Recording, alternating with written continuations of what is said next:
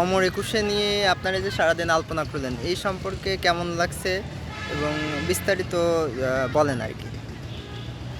শহীদ দিবস ও আন্তর্জাতিক মাতৃভাষা দিবস উপলক্ষে ঝিনাইদহ কেন্দ্রীয় শহীদ মিনারে আমরা শিল্পদেশ একাডেমির অংশগ্রহণে আজ আলপনা করেছি, একুশের আলপনা।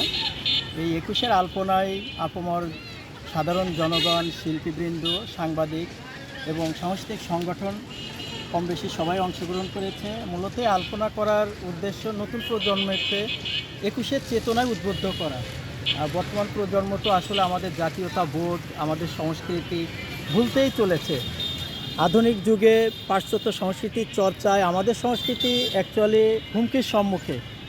সেই ক্ষেত্রে আমাদের যারা আছি, বিশেষ করে সংস্কৃতির চর্চা করি, নতুন প্রজন্ম যাতে এই আমাদের সংস্কৃতি থেকে বিচ্যুত না হয়ে যায়, সেজন্য আমাদের এই চেষ্টা।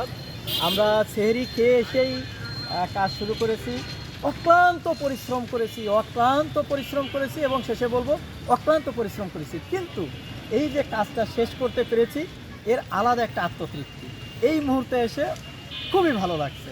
সবাইকে ধন্যবাদ।